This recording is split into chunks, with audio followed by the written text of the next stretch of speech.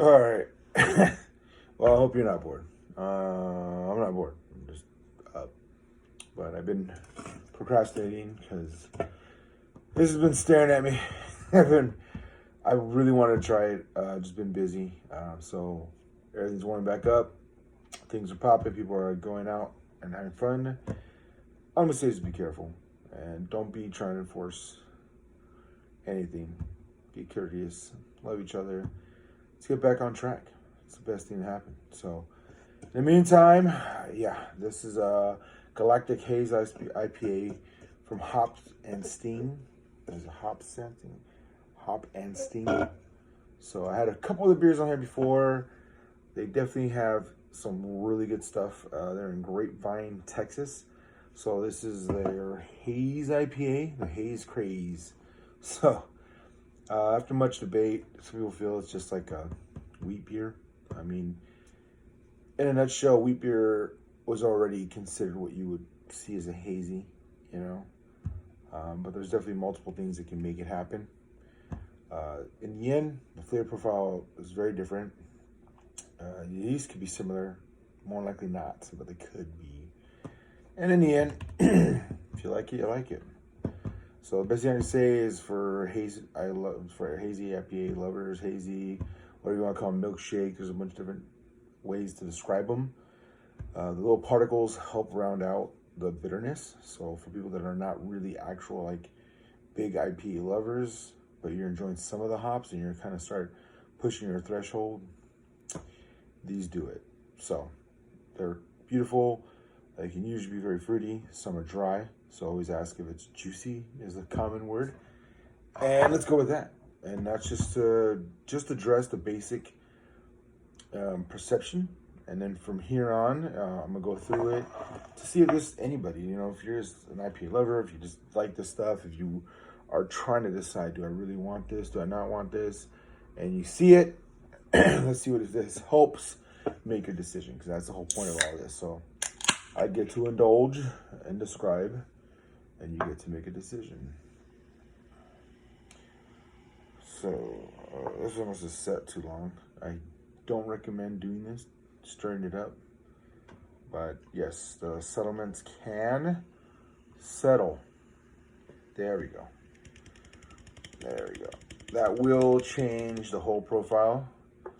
So if you just want to let it sit still for 24 hours and then you want to drink, you'll get a clear beer. But obviously I give it a little swirl. All the particles are back up. And from here I can smell it. It's like a beautiful mango pineapple. Oh, it smells great. Oh, it's very vibrant, but I can smell the maltiness in it. Oh, there we go. Very refreshing, aromatic. Almost remind me of a little banana, but it's more mango pineapple, and that's just the bouquet, I guess you can call it. So there's a familiarity in the hazies. They always come across with some kind of light citrus, a couple of the pulpy ones like mango, and then this one really has a little bit of a hint of the maltiness. Reminds you of Hefeweizens, basically. For me, it's enjoyable, but do understand, I love Hefeweizens. I enjoy sours, and my tolerance is pretty up there. Some people have just a specific way they like their beer, and that's good. You know, you can be a little picky, and there's some that are a little more, you know, I've had a lot that I've enjoyed and a lot that I haven't enjoyed, and it varies. I was talking to a couple people, and they were enjoying some IPAs, and then the one I recommended was way too much for them, and they ended up loving a wheat beer. So it works out differently, but this one, wow.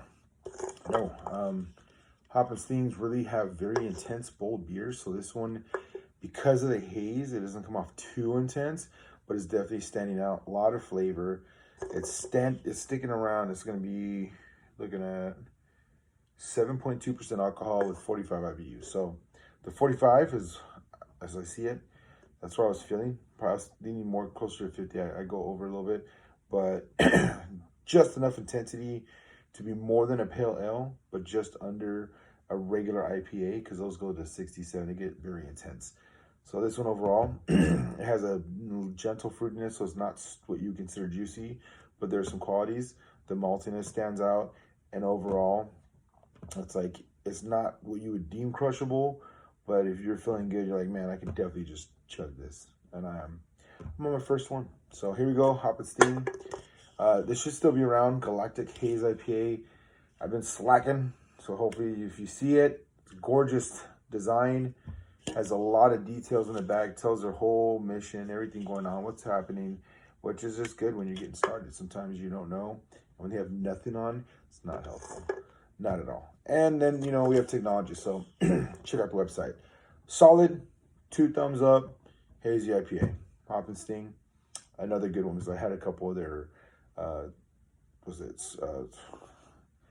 their dark stouts and stuff like that, and those were intense. And I had a couple of their IPAs, and those were intense, and this is like a good balance. So anyone trying to build your palate, trying to learn some new things, these are one of the ones you want to try to build your way up, because I was definitely jumping around, land on this an accident, and they just make quality beers and they don't mess around. So there you go. Hope it's not too boring. The point is to give you enough information for you to decide if this is for you, if you want to enjoy it. And honestly, I think it's great. Beautiful maltiness, just enough fruitiness, but it's just a good haze, and you can be casual and sip on it, and it's strong and potent in case you're just looking for good ABV. So there you go. Those should be the notes that help you decide and what you want to do, and if you have one or not. In the meantime, I'm going to enjoy mine. You have a good night.